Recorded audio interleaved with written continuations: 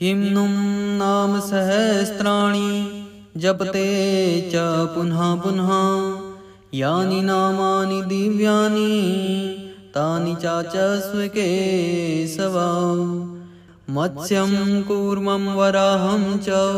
वामनं च जनार्दनं गोविन्दं पुण्डरीकाक्षं माधवं मधुसूदनं पद्मनाभं सहस्राक्षं वनमालिं हलायुधं गोवर्धनं ऋषिकेशं वैकुण्ठं पुरुषोत्तमं विश्वरूपं वासुदेवं रामं नारायणं हरिं दामोदरं श्रीधरं च वेदांगं गरुडध्वजम् अनन्तं कृष्णगोपालं जपतो नास्ति पातकं गवां कोटिप्रदानस्य अश्वमेधशतस्य च कन्यादानसहस्राणां फलं प्राप्नोति मानवो अमायां वा पौर्णमास्याम् एकादश्यां तथैव च सन्ध्याकाले स्मरे नित्यं प्रातःकाले तथैव च मध्याह्ने च जपे नित्यं सर्वपापै प्रमोच्यते। किं नु नाम सहस्राणि जपते च पुनः पुनः यानि नामानि दिव्यानि तानि चाचस्व केशव। मत्स्यं कूर्मं वराहं च वामनं च जनार्दनं गोविन्दं पुण्डरीकाक्षं माधवं मधुसूदनं पद्मनाभं सहस्राक्षं वनमालिं हलायुधं गोवर्धनं ऋषिकेशं वैकुण्ठं पुरुषोत्तमं विश्वरूपं वासुदेवं रामं नारायणं हरिं दामोदरं श्रीधरं च वेदांगं गरुडध्वजम् अनन्तं कृष्णगोपालं जपतो नास्ति पातकं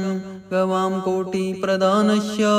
अश्वमेधशतस्य च कन्यादानसहस्राणां फलं प्राप्नोति मानवो अमायां वा पौर्णमास्याम् एकादश्यां तथैव च सन्ध्याकाले स्मरे नित्यं प्रातःकाले तथैव च मध्याह्ने च जपे नित्यं सर्वपापै प्रमोच्यते। किं नु नाम सहस्राणि जपते च पुनः पुनः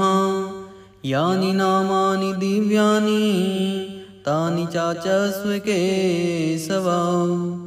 मत्स्यं कूर्मं वराहं च वामनं च जनार्दनं गोविन्दं पुण्डरीकाक्षं माधवं मधुसूदनं पद्मनाभं सहस्राक्षं वनमालिं हलायुधं गोवर्धनं ऋषिकेशं वैकुण्ठं पुरुषोत्तमं विश्वरूपं वासुदेवं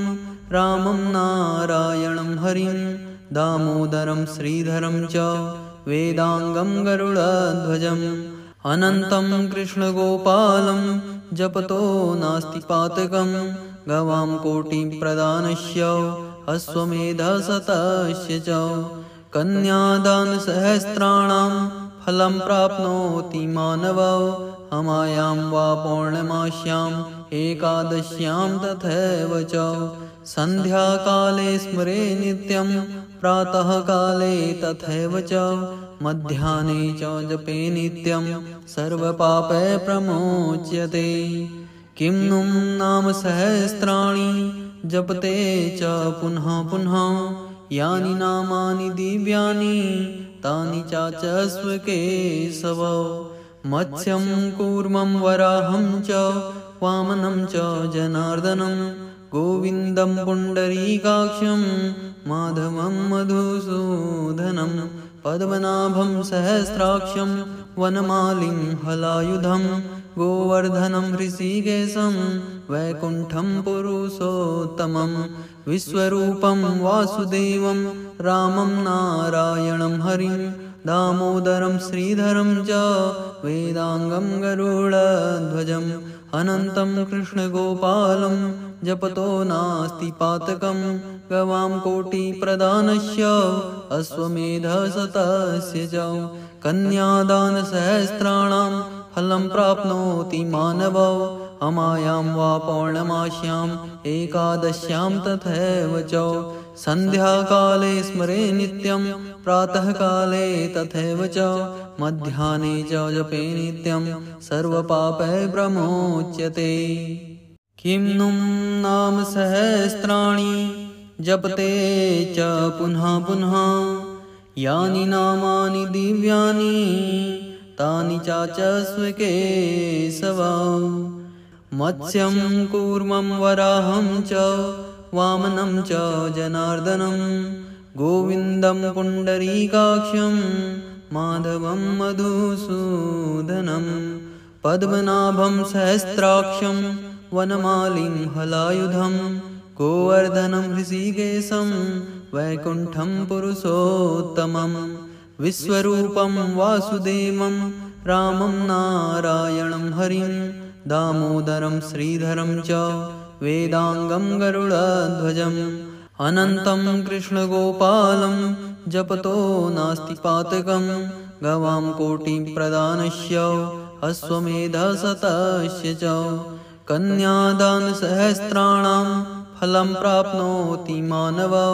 अमायां वा पौर्णमास्याम् एकादश्यां तथैव च सन्ध्याकाले स्मरे नित्यं प्रातःकाले तथैव च मध्याह्ने च जपे नित्यं सर्वपापैः प्रमुच्यते।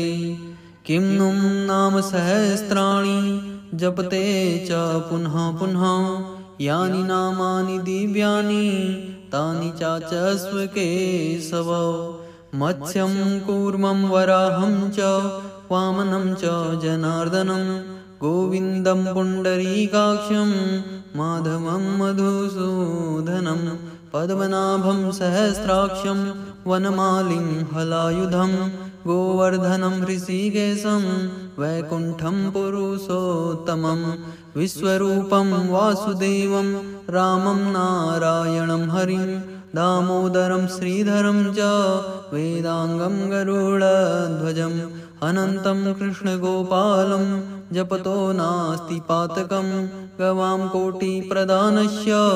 अश्वमेधशतस्य च कन्यादानसहस्राणां फलं प्राप्नोति मानवो अमायां वा पौर्णमास्याम् एकादश्यां तथैव च